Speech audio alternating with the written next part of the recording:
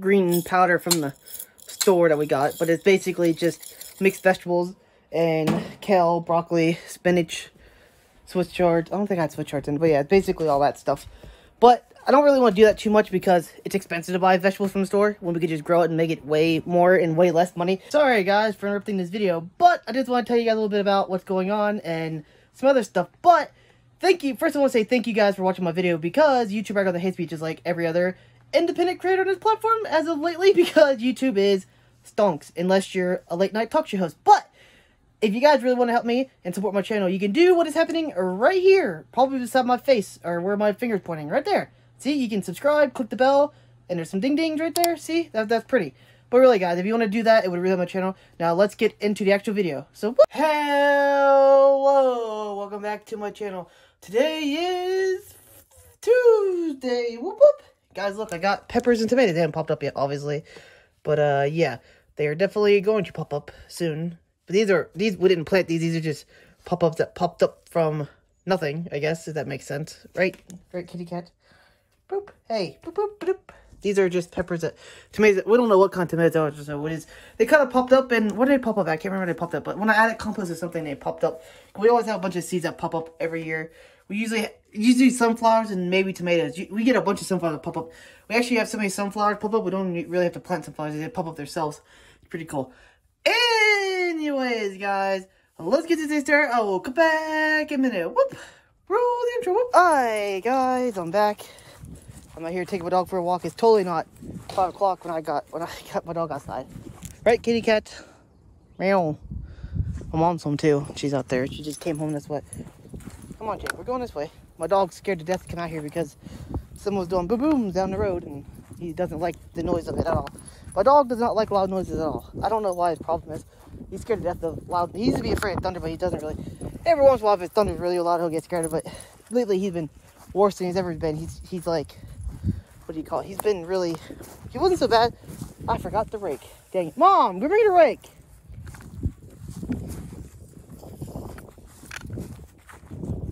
Can you bring me the rake? Because I forgot it. Bring me the rake. I forgot the rake. Be down in the front yard.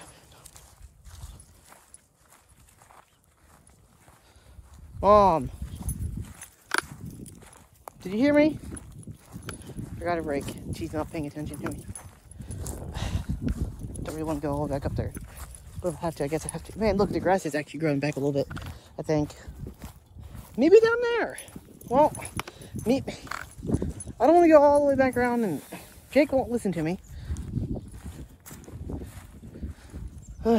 Jake has a mind of his own.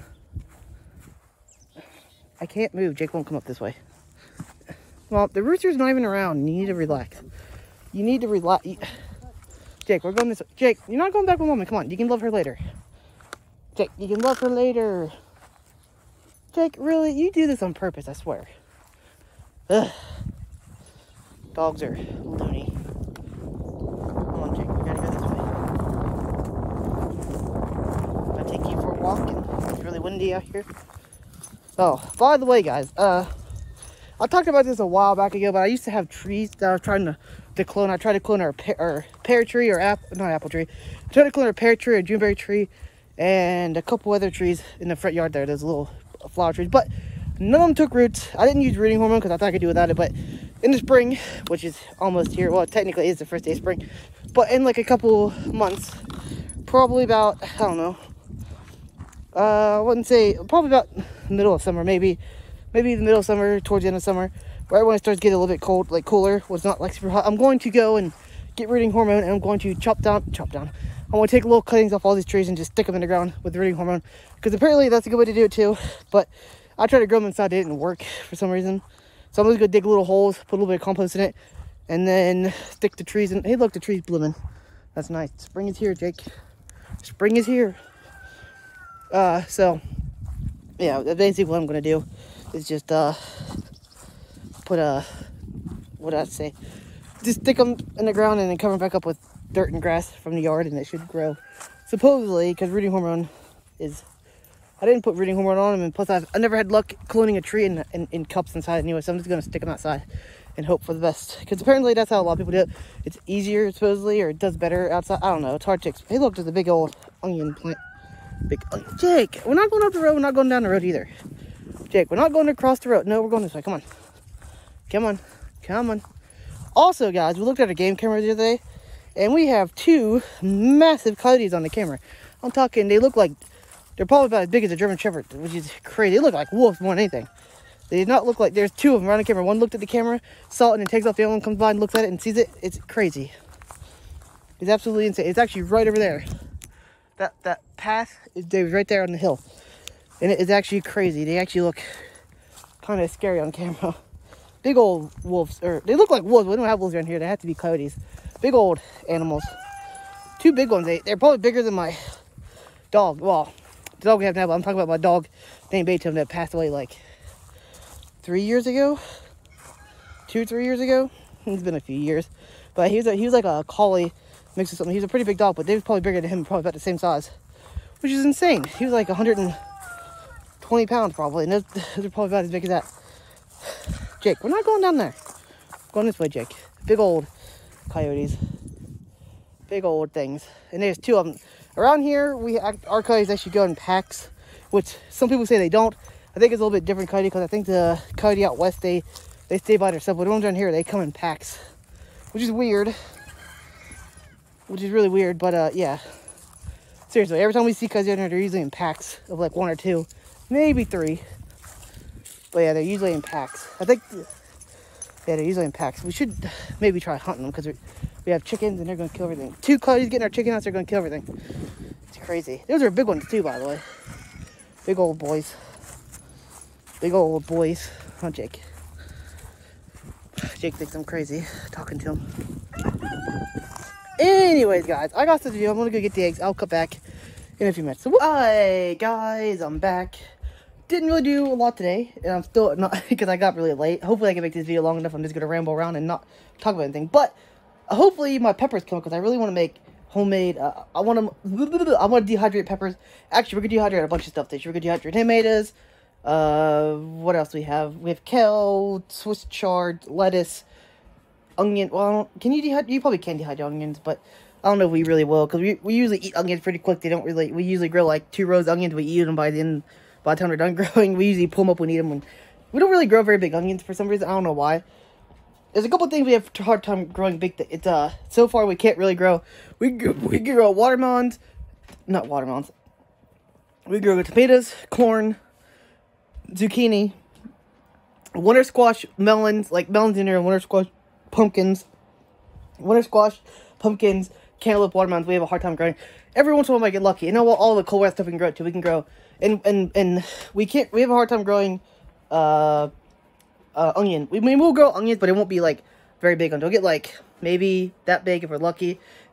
Some year we also do pretty good with growing potatoes, pretty decently. But all the cold weather stuff we can basically grow. Well, I had a hard time growing spinach. I also have a hard time growing peas for some reason. I don't know why. I can't grow peas for some reason, but I can grow Swiss chard, lettuce, kale, spinach. I had 1 spinach plant come up last year, but yeah. Other than that, everything just basically, yeah, it didn't. Other than that, that's basically what we grow over here. We grow all kinds of trees, by the way. We have really good luck with apple trees. We have a lot of apple trees all over the place. We have this apple tree right here. We have the pear tree. Pear tree goes nuts every year. We get like, if we pulled it all off, we'd probably get, I'm going to dehydrate all these pears this year. Because we usually let the animals eat it all. And we hit it with the lawnmower and it's a pain in the butt. But that's like a winter, what is it? It's a weird pear tree. Because it doesn't ripen on the tree. You have to like pick it early and throw it in like a paper bag and then let it ripen for like another week. It's really weird. It's not like a regular pear tree. It's more for like canning. It's like, what do they call it? Winter pear. It's more for like making preserves out of it, which we don't really do. But I plan on dehydrating all the pears from that tree. You don't even have to like pick it.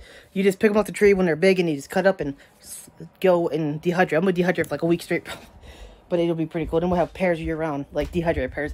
I'm gonna be big on dehydrating this year. I've never dehydrated much. I mean, I've been dehydrating this stuff. This is my green powder from the store that we got, but it's basically just mixed vegetables and kale, broccoli, spinach, Swiss chard. I don't think I had Swiss chards in, but yeah, it's basically all that stuff. But I don't really want to do that too much because it's expensive to buy vegetables from the store when we could just grow it and make it way more and way less money. Like, you pay what? Like $2 for a bag of seeds or whatever now, I think. We don't even have to buy seeds this year, hardly, because we have only thing we really buy every year is potatoes and corn and onions. We don't really have those seeds left over from years past. I mean, we do have potatoes left over, but they're probably too much to grow. They're probably too rotten to grow, but yeah, we actually have a lot of potatoes left over from last year. We went ham on potatoes last year. We actually did pretty good on potatoes. We got a whole bunch of, most of them was pretty small, but we actually had some pretty big potatoes. But yeah, it was pretty good last year garden. Hopefully this year the garden does just as good. The thing that made the garden easier last year was I had the what do you call it? The hoe thing to keep the weeds out. Usually the garden gets everything by weeds every year, and this is a pain. But this year we're gonna try to do no-till, which I'm gonna let the rye grow super tall, and I'm gonna stomp it down or cut it down. Probably gonna have to scythe it down, and then let it all lay nice flat, and then we'll go from there. Because the whole thing about having a garden, like, you need to have like roots in your garden year-round, basically, to increase the biology and so on. Also, to really reduce the need for chemicals. Like, anytime you add chemicals to your garden, pesticides, fertilizers, well, or non-organic fertilizer, you can use, like, compost, obviously, fertilizer, but the only thing we use in our garden is, well, we try not to use pesticides too much. Like, we might use some neem oil. Last year, we didn't really do it, but some years we actually have to use, like, 7-Dust, because it's the only thing that works on squash bugs. We actually should find something better than that, but it's really bad for bees, and we really want to up the bee population around, so that's why we're going to plant a bunch of flowers around the garden, hope pollinators and stuff can come in and hurt the squash bug. We have a really bad squash bug problem every year. I have no idea why. The year before, last year we did good, but the year before, the squash bugs are so bad, like, it was eating literally everything. It was so bad to eat. They all were squash. Then they ate we had pumpkins growing that year, and pumpkins are really bad at harboring squash bugs. Like, they go ballistic when you have pumpkins out there. They hurt our pumpkins, but we still got like 2 pumpkins from it. But they basically I put out watermelons, they ate them to the ground overnight. It was bad. Like, they destroyed the the watermelons. And that was a year whenever we tried to do no-till. Well, half the garden no-till. We did half the garden no-till, and we literally just put out like straw from the woods down here. And I think there's a bunch of squash bugs in here or something, and they just went ballistic because of that. It was bad. But last year we used a little bit early on in the spring. We used like some neem oil and we used to use a bunch of 7-Dust, but I just spray it on everything because the only way you could control the squash bugs. And after that, we learned we could actually use neem oil and what's the other thing? It's a dust. Diatomaceous earth. There we go. It's really good for squash bugs. But yeah. Anyways, guys, am I still recording? I think I'm still recording. Anyway, guys, I'll talk to you guys in a little bit. So, bye, guys. I'm back. Doing a good vlog. Didn't really do a lot today because I got super late. My bad. Hopefully I can get early mark from mom's home and we can actually do stuff like maybe walk the road or something. Not quite sure. But anyways, guys, I will talk to you guys tomorrow. We'll roll the outro. Bye, guys. I'm back. If you made it this far, I want to say a big thank you because watching a lot of my videos like this, if you watch to the end, leave something below, like banana or lemon, or leave your favorite fruit below if you watch this far. Well, it'll be our little secret. To anyone who doesn't watch to the end, you won't know what's happening in the comments. 1, because comments are good for the algorithm, and 2, watching my videos is good for the algorithm. So if you guys want to do that, it'll be awesome. Also, there's videos here, here, and here. There's 2 beside my face, and then there's my channel to click underneath my face to subscribe. That'd be great also. Anyway, guys, thank you for watching my video. I will talk to you guys in the next video.